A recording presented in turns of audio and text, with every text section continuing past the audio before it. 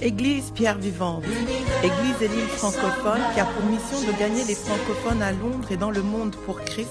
Venez vous joindre à nous pour louer et glorifier notre Seigneur Jésus-Christ tous les dimanches à partir de 10h. Nous espérons vous voir. Que Dieu vous bénisse. 1 Timothée 6,12. C'est Paul qui disait à Timothée qui était son disciple, combat le bon combat de la foi. 1 Timothée 6,12. Alléluia. 1 Timothée 6,12.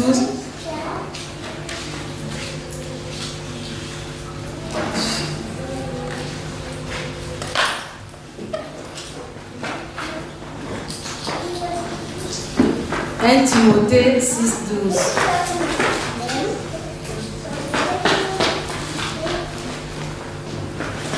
Alléluia.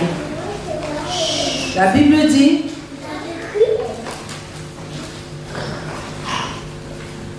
pour toi, homme, je vais lire à partir du verset 11.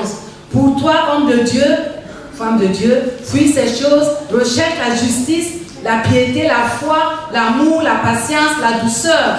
Combat le bon combat de la foi, saisis la vie éternelle à laquelle tu as été appelé et pour laquelle tu as fait une belle confession en présence d'un grand nombre de témoins. Alléluia, nous allons nous incliner devant la parole de Dieu.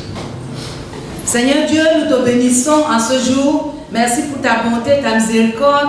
Merci Seigneur Dieu parce que tu es avec nous. Viens prendre contrôle de toutes choses, Seigneur. Ouvre-moi, parle au travers de moi, Seigneur. Que ta voix soit entendue, que toi seul sois vu, que la chair soit assujettie. Au nom de Jésus, que tout esprit de distraction soit lié. Au nom de Jésus-Christ, Seigneur, prends contrôle de toutes choses et remplis nos cœurs de foi. Et les yeux, nos regards fixés sur toi et toi seul. Au nom de Jésus-Christ, sois béni, sois exalté, Seigneur. Amen. Amen. Alléluia. Donc je disais, Paul a dit à Timothée, combat le bon combat de la foi. Parce que lui-même, il a combattu le bon combat de la foi. Le jour où on a été sauvés, nous avons enrôlé l'armée de Dieu. Qu'on le sache ou pas, nous sommes dans l'armée de Dieu. Parce que le Seigneur nous a sortis du monde pour qu'on enrôle son armée. Nous sommes les soldats. La Bible le dit que nous sommes des soldats. C'est Paul qui l'a dit encore à Timothée. Souffre avec moi comme un bon soldat de Jésus-Christ. Dans 2 Timothée 2, verset 2. À verset 3. Nous sommes des soldats et en tant que soldats, nous aurons à combattre. Quand on entend le mot combat, on est saisi de frisson. Mais on aura à combattre depuis le jour où on est né de nouveau jusqu'au jour où on quittera cette terre. Alléluia. Le combat qu'on est appelé à combattre, c'est le combat de la foi. Nous ne sommes pas appelés à combattre les démons. Ça va paraître bizarre, mais nous ne sommes pas appelés à combattre un ennemi que Jésus-Christ a vaincu. Il a vaincu pour nous. Alléluia. Nous ne sommes pas appelés à le combattre en tant que tel. Le combat qu'on mène contre les puissants des ténèbres, c'est le combat de la foi. C'est prendre la victoire du calvaire et l'administrer à l'ennemi, lui dire que tu n'as aucun droit, Jésus a payé le prix. C'est ce combat pour lequel on a appelé à combattre. Prendre la victoire du calvaire, l'entériner, la renforcer, l'administrer contre toute opposition démoniaque sur nos vies. Au nom de Jésus-Christ. C'est ça le combat de la foi. Au nom de Jésus. Alléluia. Nous n'avons pas à combattre un ennemi qui est vaincu. La Bible dit dans Colossiens 2,15 que Jésus-Christ a dépouillé les dominations et les autorités. Il les a livrés publiquement en spectacle. Il a triomphé d'elles par la croix du calvaire. Et la Bible dit dans Luc 10,19 qu'il nous a donné le pouvoir de marcher sur les serpents et sur les scorpions et sur toute la puissance de l'ennemi et rien ne peut nous nuire. Alléluia. Nous avons cette autorité. Mais l'ennemi vient pour nous faire croire que nous n'avons pas d'autorité. C'est un menteur. Alléluia. Gloire au Seigneur. Combattre le bon combat de la foi. Tenir ferme jusqu'au bout. Tenir ferme. Parce qu'on a une course devant nous. Nous devons arriver au bout et à ce jour entendre le Seigneur nous dire bon et fidèle serviteur. Tu as été fidèle pour la mission pour laquelle je t'ai appelé. Paul l'a dit dans 2 Timothée 4, 7, 8. Il a dit j'ai combattu, ça c'était vers la fin de sa vie. Il a dit j'ai combattu le bon combat de la foi. J'ai achevé la course. J'ai gardé la foi. Désormais, la couronne de justice m'est réservée. Nous sommes appelés à combattre et à combattre tous les jours. Alléluia. Pour gagner ce combat, nous devons connaître Dieu. On a dit on est dans une armée. Nous sommes des soldats. C'est une armée assez spéciale. Une armée composée des enfants de Dieu. Le chef de l'armée, c'est notre papa. C'est une armée de famille, si on veut dire. On combat pour notre Père. Alléluia. Pour connaître, pour gagner le combat de la foi, tu dois connaître celui qui t'a enrôlé. Connaître Dieu. Et on ne peut pas, comment connaître quelqu'un qu'on ne voit pas? Au travers de sa parole. C'est en connaissant Dieu qu'on peut croire que Dieu est fidèle, Dieu est bon, Dieu est intègre. C'est au travers de la parole de Dieu. La Bible dit, pour l'intégrité de Dieu, dans Hébreux 6, 17, 18, c'est pourquoi Dieu, voulant montrer avec plus d'évidence aux héritiers de la promesse l'immutabilité de sa résolution, intervint par un serment, afin que par deux choses immuables dans lesquelles il est impossible que Dieu mente. Il est impossible que Dieu mente. Ce que Dieu a dit te concernant, il va l'accomplir. Il est impossible que Dieu mente. Il est impossible que Dieu mente. On doit se le dire jusqu'à ce que, jusqu'à ce que ça devienne réel. Quand tu rêves et que dans le rêve, tu es encore conquis, tu es vaincu, ça veut dire que la parole de Dieu n'a pas encore inondé ton conscient. Mais on doit la méditer jusqu'à ce qu'elle devienne si réelle que dans le rêve, on se voit avec l'épée en train de brandir l'épée contre l'ennemi. Elle doit être réelle par la méditation. Il est impossible que Dieu mente. Est-ce qu'on peut le répéter ensemble? Il est impossible que Dieu mente. Waouh! Et Tite 1, verset 1 à 2 dit: Paul, serviteur de Dieu et apôtre de Jésus-Christ pour la foi des élus de Dieu et la connaissance de la vérité qui est selon la piété, lesquels reposent sur l'espérance de la vie éternelle promise dès les temps les plus anciens. Car par le Dieu qui ne ment point. Deux versets, il y en a plein. Par le Dieu qui ne ment point. Si Dieu dit que par ses meurtrissures tu es guéri, ça veut dire que c'est la vérité. Par ses meurtrissures tu es guéri. Dieu, la parole de Dieu est la vérité absolue. Les médecins et leur diagnostic, c'est la vérité relative. C'est aussi une vérité parce que c'est des techniciens de la science. Mais leur vérité est relative. La vérité absolue annule la vérité relative. Le décret qu'ils ont prononcé contre notre frère, ils ont donné l'heure, la date, le vote, était relatif. La vérité absolue de Dieu a annulé ce décret. Alléluia, gloire au Seigneur. C'est en étudiant la parole de Dieu qu'on connaît Dieu. Si quelqu'un t'a enrôlé dans son armée, tu dois savoir que cette personne qui t'a enrôlé, tu dois le connaître. Il est fidèle. La Bible dit dans 2 Timothée 2,13 que quand bien même nous sommes infidèles, Dieu demeure fidèle parce qu'il ne peut pas se renier. C'est sa nature d'être fidèle. Ce n'est pas à cause de nous, mais c'est à cause de lui. Au nom de Jésus.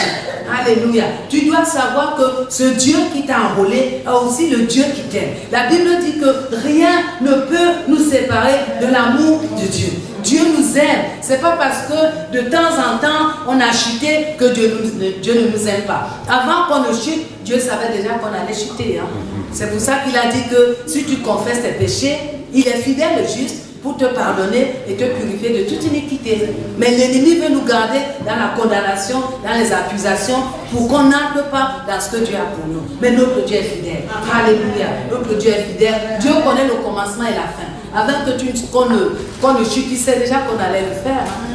Alléluia. Et il a pourvu les moyens pour qu'on ne reste pas. Ce n'est pas celui qui tombe, qui perd, mais celui qui tombe et qui reste là. Il a pourvu les moyens que quand tu tombes, tu te relèves. Alléluia. Et tu sais que tu as été justifié. Parce que Jésus-Christ qui n'a pas commis de péché, Dieu l'a fait devenir justice de Dieu pour nous. Ce n'est pas à cause des œuvres que nous faisons ou ne faisons pas. C'est à cause de lui. Alléluia, gloire au Seigneur. Béni sois-tu. Donc, pour gagner,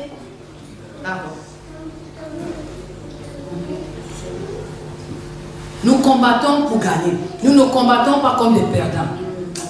Quand tu regardes un match de football en différé, parfois ils disent que, quand ils veulent donner les résultats, ils disent, à la télé, si tu n'as pas encore regardé le match, éteins la télé parce qu'ils veulent donner les résultats.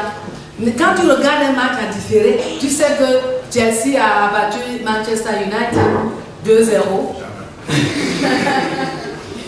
Ou vice versa. Tu es relax. Tu regardes juste les actions, comment ça s'est passé, mais tu es relax. C'est la même chose. Jésus-Christ a gagné la bataille pour nous. Peu importe les circonstances par lesquelles nous passons, nous savons que la victoire au bout de la course est assurée. Si on n'abandonne pas. Si on avait abandonné notre frère, juste parce qu'on a eu un décret, beaucoup sont là-bas, ils ont eu les décrets, ils attendent qu'ils partent. Mais on a dit non, Seigneur. Tu nous as donné l'autorité. Tu as dit que si nous sommes en agrément pour demander quelque chose, tu nous le donneras. Nous étions en agrément. J'ai vu Pierre vivant comme jamais avant. Se mobiliser. Je ne dormais pas, les coups de fil par-ci, par-là, les messages. Quelles sont les dernières nouvelles? Le dernier jour, le 7, je n'ai pas travaillé. L'enrôlement au téléphone et toutes les autres connexions, mais notre Dieu est fidèle. C'est ce que Dieu veut, qu'on soit, c'est pas seulement pour le cas de nos frères, tous les cas qui sont dans l'assemblée, qu'on se tienne par la main pour combattre, pour gagner les victoires. Ensemble, on ne peut pas perdre. Ensemble, on ne peut pas perdre. Parce que Dieu a prêché sur Gethsemane. Il a dit à Gethsemane, Jésus et ses disciples étaient là. Malheureusement, ils étaient fatigués, ils dormaient. Mais nous ne dormons pas. Nous tenons ferme au nom de Jésus. Parce que quand tu es au front, tu es un peu faible. Mais si tu sais, il m'a dit, je sentais une force. Je savais que Pierre vivant était en train de prier pour moi. Des fois, quand je me sentais fatiguée ou découragée, la force venait, l'encouragement venait de nulle part. Je savais que mes frères et sœurs étaient en train de prier pour moi. Quel témoignage! Alléluia, gloire au Seigneur. Béni sois-tu donc pour gagner le combat de la croix, le combat dans lequel nous sommes engagés. J'ai dit, c'est pas pour combattre les démons, c'est pour administrer la victoire du calvaire contre l'opposition de l'ennemi. Et pour gagner ce combat, nous devons connaître celui qui nous a enrôlés, celui qui nous a délivrés, celui qui nous a sortis de la domination de Satan pour nous amener sous la domination de Jésus-Christ. C'est lui qui est notre papa et c'est lui qui a le dernier mot. Peu importe ce à quoi tu passes, c'est Jésus-Christ qui a le dernier mot au nom de Jésus. Alléluia, gloire au Seigneur. Béni sois-tu. Donc nous connaissons notre Dieu par la parole. Tu ne peux pas connaître Dieu autrement que par sa parole. Et par la communion, la prière, la louange, le temps que tu passes avec le Seigneur. C'est là où tu commences à l'expérimenter, à le connaître. Au nom de Jésus, le jour où tu t'es marié ou les mariés, ce n'est pas ce jour où tu as su que tu peux faire confiance à ton époux, épouse.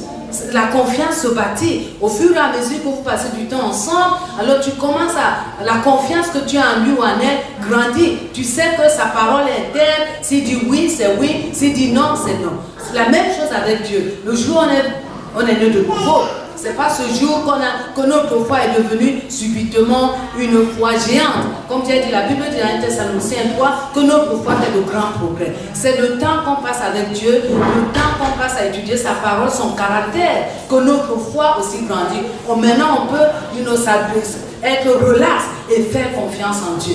Savoir que Seigneur, tu as intervenu dans le cas de notre frère et dans le cas ancien, nous savons que quelle que soit la situation dans laquelle nous sommes, tu vas intervenir parce que tu es fidèle. Donc on le connaît par sa parole et par la communion. Mais il faut aussi connaître ton ennemi. Tu ne peux pas, c'est pour ça qu'il y a des espions. Vous savez, la Russie envoie de temps en temps les espions en Angleterre ou ailleurs. Et vice-versa, eux aussi ils envoient. C'est pour connaître les faiblesses de ton ennemi. Comme ça, en cas de guerre, tu peux gagner, tu peux avoir la victoire. Si tu ne connais pas ton ennemi, tu ne peux pas gagner. Nous avons un ennemi qui a été vaincu. Nous avons un ennemi qui a été conquis. Nous avons un ennemi qui a été dépouillé. L'ennemi a été désarmé. Nulle part dans la Bible, on ne dit, tu ne liras nulle part que l'ennemi est armé. C'est nous qui avons les armes. C'est nous qui avons l'épée. Il n'est pas armé. Il a le barbu.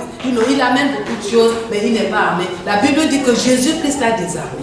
Alléluia. Le problème, c'est que il rôde sur la terre, cherchant qui dévorer. Mais si tu t'arrêtes là, tu vas dire, waouh, je suis perdu, il va me dévorer. Non, la Bible dit de le résister. De le résister avec le prophète. Tu le résistes et la Bible ajoute qu'il fut loin de toi. Il profite de notre ignorance. Il profite de notre paresse. Il profite de nos doutes et autres. Donc il faut connaître ton ennemi et savoir que c'est un ennemi vaincu, c'est un ennemi déchu, c'est un ennemi dépouillé, c'est un ennemi désarmé. Amen. Alléluia. Mais c'est aussi un menteur. C'est Jésus-Christ lui-même qui l'a dit. Dans Jean 8, 44, il a dit, le diable est meurtrier dès le commencement. Il ne se tient pas dans la vérité parce qu'il n'y a pas de vérité en lui. Lorsqu'il profère le mensonge, il parle de son propre fond. C'est sa nature. Il est menteur et Jésus ajoute, car il est menteur et père de mensonges. Alléluia, gloire au Seigneur. Je me souviens, juste un petit exemple, une nuit, j'ai tiré juste les rideaux comme ça et j'avais oublié de fermer la fenêtre. Toute la nuit, il y a un vent qui a soufflé dans ma chambre. Et toute la nuit, j'ai fait le combat spirituel. Toute la nuit, je n'ai pas dormi. C'est un menteur.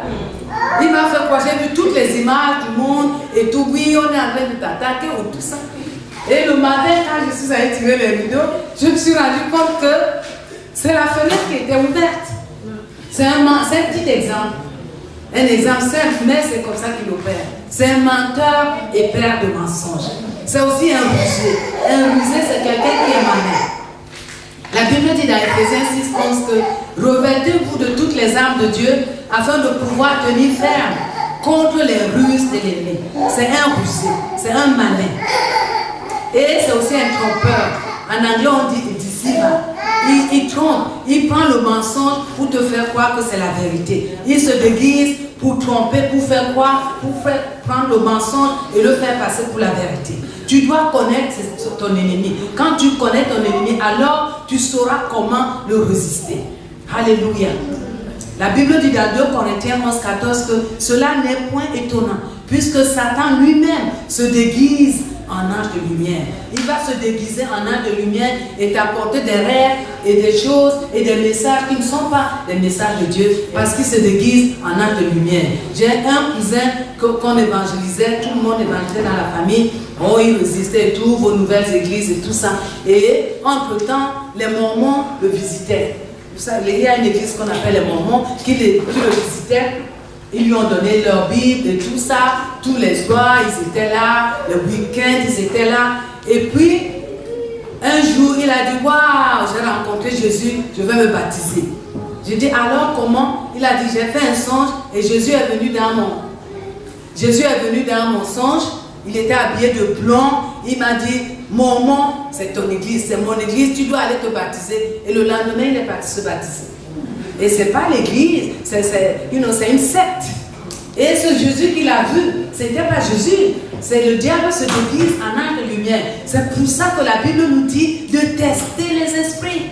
Alléluia. Tu ne peux pas savoir qu'il y a un passage comme ça si tu ne lis pas. Je suis venu ce matin, au travers de ce message, nous encourager à étudier la parole de Dieu, à connaître notre Dieu, à connaître notre ennemi et à nous connaître nous-mêmes, à savoir que nous sommes les enfants de Dieu, nous sommes assis dans les lieux célestes.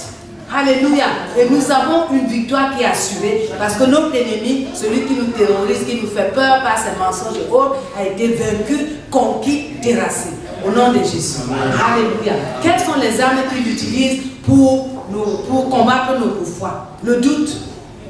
L'incrédulité. Vous savez qu'il y a une différence entre le doute et l'incrédulité. Le doute, ce n'est pas quelqu'un qui ne croit pas. C'est quelqu'un qui croit, par exemple, que Dieu guérit. Mais il doute que est-ce qu'il va guérir, il va me guérir.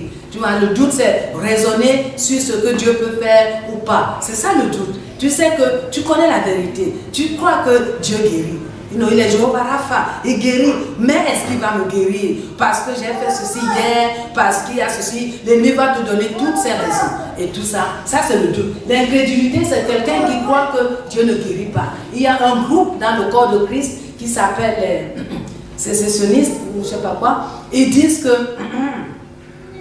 que les miracles dans le corps de Christ ont été arrêtés avec les disciples. Ils sont en train de faire des disciples. Ils croient que Dieu ne guérit plus. Les guérisons miraculeuses se sont arrêtées avec les disciples. Ça, c'est des incrédules. L'incrédulité, c'est quelqu'un qui ne croit même pas du tout. Il ne croit pas. Pourquoi? Parce que par ignorance et l'aveuglement. La Bible dit si l'évangile est voilé, il est voilé pour ceux dont l'ennemi a aveuglé l'intelligence pour qu'ils ne voient pas briller la splendeur de la gloire de notre Seigneur Jésus-Christ. C'est ça l'incrédulité. Donc, l'ennemi amène ces choses, le doute, l'incrédulité, l'apitoiement de soi, il te remplit la tête, tu t'es marié en même temps que il y a en même temps que ce couple-là, et maintenant tu n'as qu'un enfant, eux ils en ont 10. Et tout ça. Et donc, toutes ces choses, tu commences à t'apitoyer sur ton sort. L'apitoiement vient de comparaison. Vous êtes né de nouveau le même jour, ou bien vous avez commencé le travail le même jour. Ton frère a 10 maisons et toi tu n'en as même pas une, ou tu n'en as qu'une, et toutes ces choses, et tu commences à t'apitoyer sur ton sort. Ça, c'est les armes de l'ennemi. Il te remplit la tête avec les mensonges, des choses que tu n'as pas. Il ne te dira jamais ce que tu as. Il ne te dira jamais ce que tu as. Quand on a appris que, Pasteur Béo l'a dit dimanche dernier, que quand il a appris que la situation de Christelle, tout de suite, l'ennemi, dans sa pensée, lui a amené une situation d'un frère qui avait été dans la même situation et qui a été renvoyé dans son pays. Et il a dit non.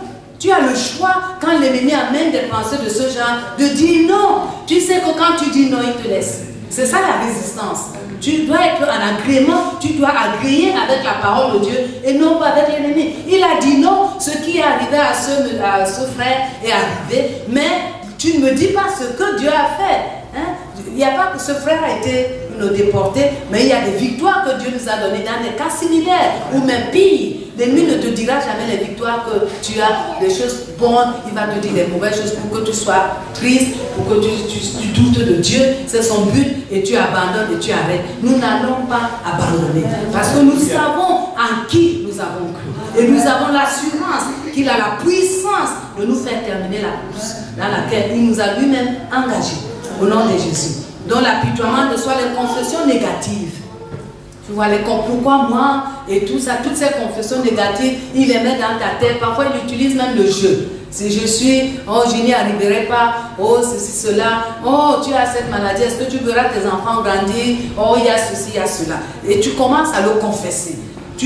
Nous devons confesser ce que Dieu dit de nous. La Bible dit comment deux peuvent-ils marcher ensemble s'ils ne sont pas en agrément. Quand nous déclarons ce que Dieu dit de nous, nous sommes en agrément avec Dieu.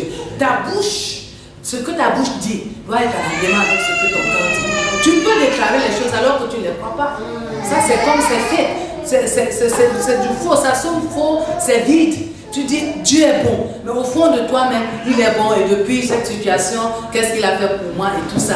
Et notre bouche doit être en agrément avec notre cœur. C'est pour ça que Jésus-Christ a dit, si tu dis à cette montagne, ôte-toi de là, jette-toi dans la mer, tu ne doutes pas dans ton cœur, mais crois que ce que tu dis arrive, tu le verras s'accomplir. Ce que tu dis doit être en agrément avec ce qui est dans ton cœur. Pour que la parole de Dieu arrive dans ton cœur, tu dois la méditer, tu dois te la dire. C'est quoi méditer la parole de Dieu? Méditer la parole de Dieu en grec, en hébreu, méditer veut dire ruminer. Je ne sais pas si vous avez, nous qui avons grandi en Afrique, les chèvres ruminent, on les appelle les ruminants. Quand tu leur donnes l'herbe, ils ont deux estomacs. Quand ils prennent de l'herbe, ils mâchent l'herbe. La chèvre, elle mâche l'herbe. Tchac, tchac, tchac, tchac, vite fait, elle avale. Mais quand elle avale, elle est partie dans l'estomac intermédiaire. Et tout ça, quelques temps après, une demi-heure après, elle ressort cette herbe. Elle la mâche encore, tchac, tchac, tchac. Et elle avale toujours dans l'estomac intermédiaire, qu'on appelle la panse.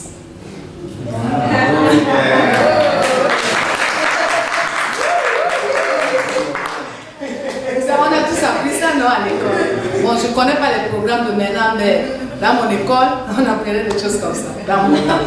Et donc, il va faire ce mouvement jusqu'à ce que l'herbe devienne comme la purée, prête à être avalée. Dernier mouvement qu'il fait, l'herbe est déjà vraiment comme la purée liquéfiée et maintenant il avale. C'est comme ça que nous devons faire avec la parole de Dieu. Si par exemple tu es malade, la Bible dit que par ces meurtrissures, tu as été guéri. C'est ça, c'est 1 Pierre 2, 24. C'est pas que tu seras, tu as déjà été guéri. Tu dois la méditer, te la dire, te la parler jusqu'à ce qu'elle quitte ta bouche, entre dans ta tête et elle soit dans ton cœur. Maintenant, quand tu déclares que par ces meurtrissures je suis guéri, les deux sont en agrément, le miracle arrive. Au nom de Jésus-Christ. Alléluia, gloire au Seigneur. Béni sois-tu. Alléluia. Donc il nous amène, quelles sont les armes que l'ennemi utilise pour nous faire abandonner, pour voler notre foi, les accusations, les condamnations. Il t'accuse, quand tu te tiens devant Dieu, il te dit pourquoi tu es là. Tu ne donnes même pas la dîme. Et tu veux que Dieu Dieu te bénisse financièrement. Mais si tu acceptes ces mensonges, c'est que tu ne connais pas. Pour chaque arme de Satan, si je peux appeler arme, il y a une parole correspondante. Quand il amène les accusations, tu lui dis non. La Bible dit qu'il n'y a point des accusations pour ceux qui sont en Christ. Il n'y a pas de condamnation pour ceux qui sont en Christ. Mais pour les accusations, la Bible dit qui accuse les élus de Dieu. C'est Dieu qui justifie. Quand tu lui dis ça 2, 3 fois, il est plus loin de toi. Mais si tu acceptes l'accusation, oui, au fait, Dieu ne peut pas me bénir, je ne donne pas la dîme et tout ça. Alors tu as accepté ces accusations. On doit résister à l'ennemi. Ou alors c'est la condamnation. Quand tu as demandé pardon au Seigneur, il t'a pardonné instantanément. Il faut que toi tu te pardonnes. Il faut que tu reçoives ce pardon, tu te pardonnes et tu avances. Alléluia, au nom de Jésus. Les pensées impures, les pensées de doute, les pensées impures, pensées de méchanceté. Il y a tout pour. La Bible dit d'amener toute pensée captive à l'obéissance de Christ. Pour chaque élément que l'ennemi amène pour te faire chuter, il y a une parole correspondante ou des paroles correspondantes qui s'appellent l'épée que tu peux utiliser et lui dire de te lâcher. Au nom de Jésus. Des fantaisies, des rêveries, le raisonnement et surtout la peur. La peur du lendemain, quand on a arrêté notre frère, beaucoup étaient saisis par la peur. Mais la Bible dit que Dieu ne nous a pas donné l'esprit de peur, mais de force, d'amour et de sagesse. Donc pour chaque cas, pour chaque situation, il y a une parole correspondante. Ce qui nous fait perdre la bataille, le combat, c'est parce qu'on ne connaît pas la vérité. On ne connaît pas, donc qu'est-ce qu'il faut faire? Nous devons passer du temps à étudier la parole de Dieu et à savoir manier la parole de Dieu. Étudier c'est bien, méditer c'est bien, mais savoir la manier, brandir l'épée là où il faut, là où ça fait mal. Quand il amène, quelle que soit la situation qu'il amène, il y a une épée qui correspond à cela. Alléluia. Ce combat se passe dans la pensée, le combat de l'ennemi. La Bible dit que, enfin, c'est pas la Bible, notre pensée est le champ de bataille. Quand tu gagnes dans la pensée, tu as gagné. Mais si tous les péchés du monde commencent par la pensée. Quand Hitler avait décidé d'aller faire la guerre, c'était dans sa pensée. Quand quelqu'un décide d'aller voler, c'est dans sa pensée. Quelqu'un quitte sa maison, il va dans sa cuisine, il prend le couteau, il met dans son sac, il a pensé qu'il va tuer quelqu'un. C'est pas juste venu comme ça commence dans la pensée. Si tu gagnes dans la pensée, tu as gagné. Si tu ne gagnes pas, ça va dans ton cœur et maintenant ça te domine. Tu dois le faire, L'adultère, tout ce qu'on fait, l'adultère, quand les célibataires le font, c'est quoi? Fornication, toutes ces choses. Combination. Toutes ces choses, ça commence dans la pensée. Alléluia. Il y a un frère qui m'a appelé un jour pour me dire, ma soeur, vraiment, les femmes alors veulent nous tuer. Je lui dis pourquoi? Qu'est-ce qu'elles ont fait? Elle me dit l'été a commencé avec tous ces leggings blancs et tous ces leggings transparents que tu vois à longueur de journée. Tu cherches à marcher dans la sainteté, mais ça nous tue. Tous ces pantalons serrés et les skis et toutes ces choses. Je lui dis, mais la Bible dit d'amener toute pensée captive à l'obéissance de Christ. C'est un combat continuel. Vous avez compris maintenant le sens du combat. C'est pas pour aller bosser Satan, parce qu'il est déjà vaincu, mais gagner le combat au niveau de la pensée. Amène ces pensées captives à l'obéissance de Christ et ôte le regard sur l'objet de la tentation, fixe ton regard sur la parole de Dieu. La Bible dit que la parole de Dieu ne se loin point de tes yeux. Alléluia. C'est comme ça qu'on peut avoir la victoire. C'est un combat continuel. Pas contre les démons, mais contre toutes ces choses qui l'amènent contre nous. Alléluia. La Bible dit dans 2 Corinthiens 10, verset 3 à 5, si nous marchons dans la chair, nous ne combattons pas selon la chair. Car les armes avec lesquelles nous combattons ne sont pas charnelles, elles sont puissantes par la vertu de Dieu. Pour faire quoi? Pour renverser les forteresses. Alléluia. Pour renverser les raisonnements. Alléluia. Et la Bible dit d'amener toute pensée captive à l'obéissance de Christ. Béni soit tu Seigneur. Alléluia. Donc Dieu ne nous a pas laissé sans armes. Nous avons les armes. L'arme, c'est la parole de Dieu et c'est l'épée. Au nom de Jésus-Christ de Nazareth. Béni sois-tu. Nous renversons les raisonnements et toute hauteur qui s'élève contre la connaissance de Dieu, et nous amenons toute pensée captive à l'obéissance de Christ. Au nom de Jésus, quand tu le fais, tu gagnes la victoire. Ce n'est pas une fois, ce n'est pas 2 fois. J'ai travaillé avec un directeur qui était chrétien. C'est rare de trouver un directeur qui est chrétien. Chrétien né de nouveau. Il m'a dit, il est né de nouveau, il est né biologiquement dans la maison de Dieu. Ses parents étaient chrétiens. Comme on a les baby praise, et il a grandi comme ça dans la maison de Dieu. Sa femme aussi d'ailleurs, il n'a jamais goûté à l'alcool. Il y a beaucoup de choses qu'il n'a jamais connues. Ses parents l'ont protégé, il ne regardait même pas la télé jusqu'à un certain âge. Et il dit que l'alcool ne peut pas le tenter. L'ennemi ne peut pas te tenter par des choses que tu n'as pas connues. Il te tente par des choses que tu as connues. Il connaît, alléluia, gloire au Seigneur, il connaît les avenues par lesquelles tu es passé et des choses qui t'ont plu dans le passé que tu cherches à abandonner. C'est par là qu'il va te tenter. Il dit, moi, il ne peut pas me tenter par l'alcool. Mais il le tentait par autre chose. L'argent, il volait un peu.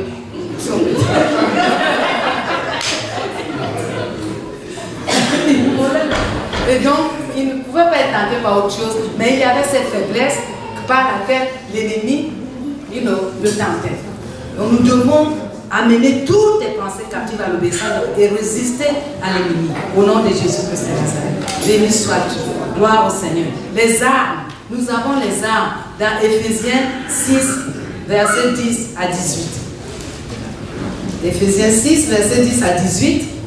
Dieu ne nous a pas donné, comme l'armée, Dieu ne nous a pas laissé sans armes. Comme les armées du monde équipent leurs soldats, nous aussi, Dieu nous a équipés. Au nom de Jésus. Et en plus, nous avons le Saint-Esprit. Nous ne sommes pas seuls. La Bible dit quand l'ennemi vient contre toi, l'Esprit de Dieu lève son étendard contre lui et pour le faire fuir. Au nom de Jésus. Alléluia. La Bible dit dans Éphésiens 6, verset 10 à 18.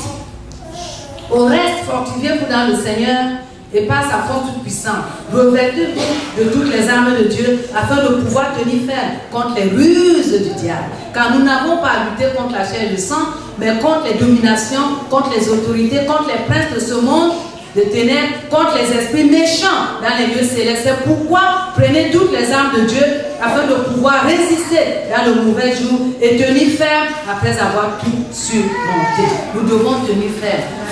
Ferme. Quand il vient, quand tu as fait 4 pas dans la marche avec le Seigneur, tout se passe bien, il veut te faire reculer de 6 pas. Alors tu dois résister, tu dois tenir ferme. Toutes ces armes sont en fait la parole de Dieu. Quand il dit ceinture de vérité, c'est la parole de Dieu. C'est juste que si tu es attaqué au niveau des reins, tu dois brandir la ceinture. Si la cuirasse de la justice, ça protège ton cœur. Quand il vient te faire amener la condamnation, tu lui dis que non, j'ai été justifié. Toutes ces armes, c'est la parole de Dieu. Et on a l'épée de l'esprit, qui est vraiment une arme offensive. Toutes les autres armes nous protègent. Mais l'épée est l'arme offensive par laquelle nous attaquons. N'attends pas d'être attaqué. Tu connais tes points faibles par lesquels l'ennemi passe. N'attends pas qu'il vienne t'attaquer par ces mensonges qu'on a cités. Commence à le combattre quand tu te lèves le matin. Aujourd'hui, c'est la journée que le Seigneur a faite. Alléluia. Alléluia. Je serai au bon endroit, au bon moment. Tout un congé contre moi sera sans effet. Le Seigneur est avec moi. Ce que j'ai reçu, je le garde au nom de Jésus-Christ de Nazareth. Alléluia. Donc, nos âmes sont, et Paul a dit, tenez ferme et faites en tout temps les prières. Donc il a dit, tenez donc ferme, ayez à vos reins la vérité pour ceinture, revêtez la cuirasse de la justice, mettez pour chaussure à vos pieds le zèle que donne l'évangile de paix, prenez par-dessus tout cela le bouclier de la foi avec lequel vous pourrez éteindre tous les glaises enflammés du malin, prenez aussi le casque du salut et l'épée de l'esprit, qui est la parole de Dieu. Et faites en tout temps par l'esprit une sorte de prière. Donc la parole de Dieu, l'esprit, nous permet de gagner la victoire. Alléluia, le combat qui est devant nous. Au nom de Jésus-Christ de Nazareth. Béni sois-tu, Seigneur. Alléluia, alléluia, alléluia, alléluia, alléluia. La Bible dit dans 2 Corinthiens 2,14, grâce soit rendue à Dieu qui nous fait toujours triompher. C'est-à-dire que qui nous fait toujours célébrer la victoire qu'il a gagnée. Au nom de Jésus, ce que tu as reçu, garde-le. Ne laisse pas l'ennemi voler ta victoire. Alléluia. Le plus dur, les gens parfois viennent chercher les délivrances ou la guérison. Le plus dur, c'est pas d'être guéri. Le plus dur, c'est entre la guérison et la matérialisation de la guérison, ce gap, qu'est-ce que tu fais? C'est là qu'il y a la bataille. Même les délivrances, quand tu viens chercher la délivrance, tu te repens, le démon est chassé, il part. Maintenant, la Bible dit il rôde,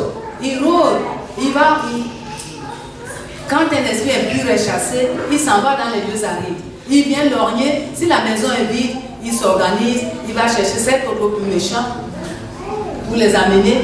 Et la Bible dit l'état de cette personne devient pire. Donc entre le moment où tu as reçu ta victoire, ta guérison, ta délivrance et la matérialisation effective de cette percée, c'est là où se passe le combat de la foi. Alléluia, gloire au Seigneur. C'est là où on doit demeurer ferme au nom de Jésus-Christ. Il y a un serviteur de Dieu à ses débuts qui raconte, il avait un jour, il s'est levé et son visage était déplacé. Il a eu un mal au nerf. L'œil était ici et la bouche était comme ça. Il ne pouvait même pas parler correctement. Et donc, il est resté comme ça. On a donné les médicaments. Rien ne marchait. Son visage était toujours penché.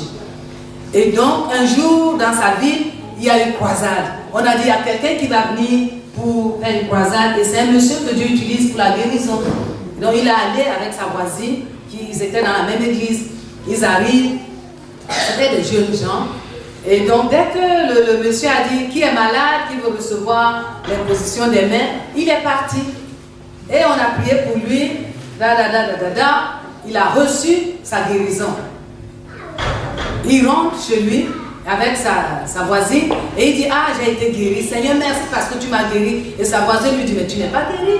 Ton visage est toujours penché.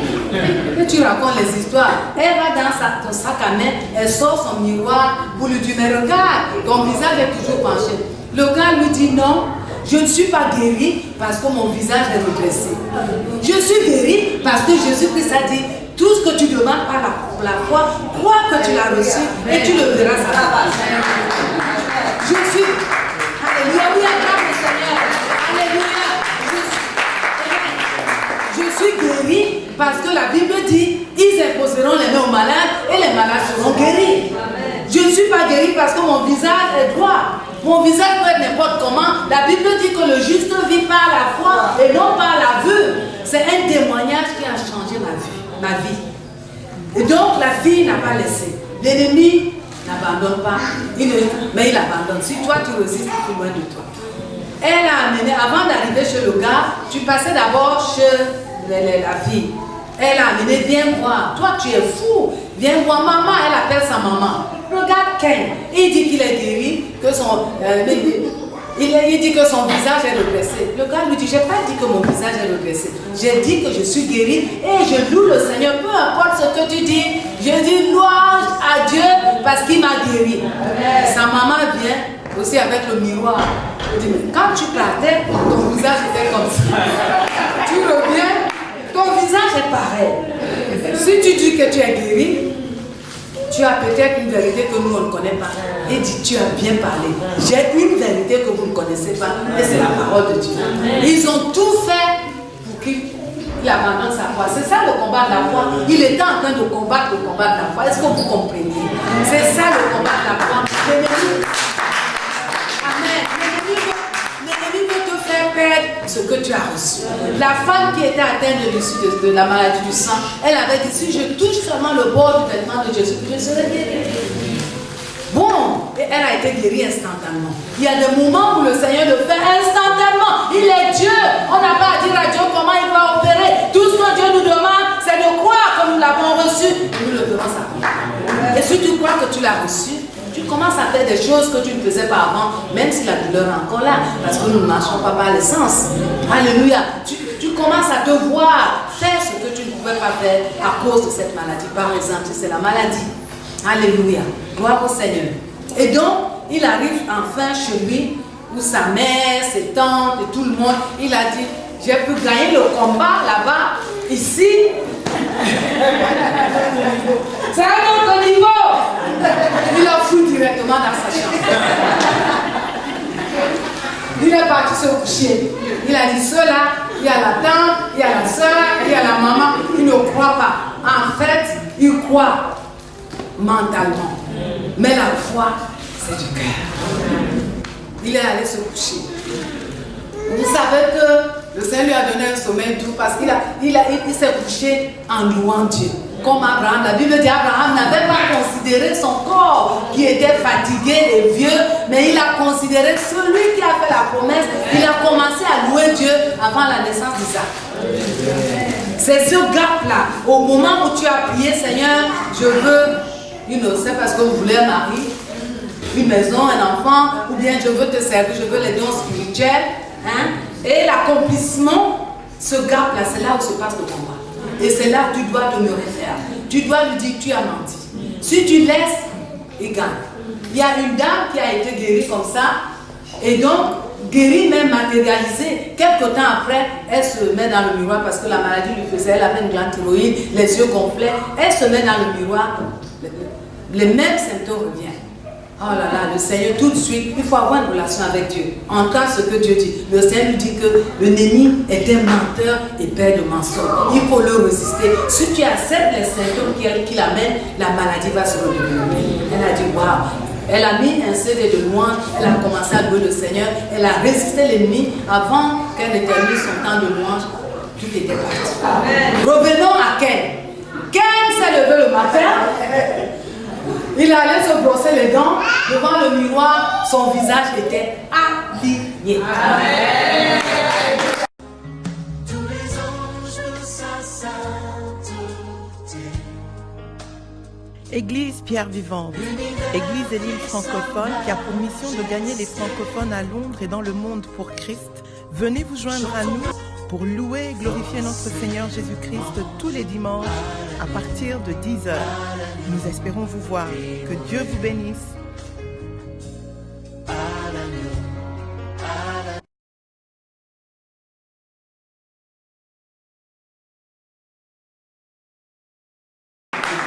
Quand l'ennemi amène les doutes, on pense à ce témoignage. Il a fini de brosser les dents.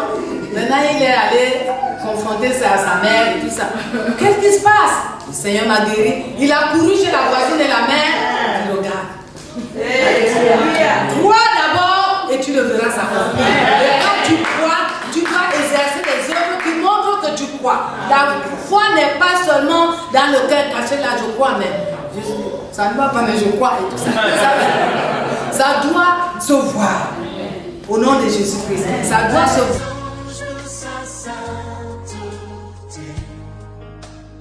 Église Pierre Vivante, Église et l'île francophone qui a pour mission de gagner les francophones à Londres et dans le monde pour Christ. Venez vous joindre à nous pour louer et glorifier notre Seigneur Jésus-Christ tous les dimanches à partir de 10h. Nous espérons vous voir. Que Dieu vous bénisse.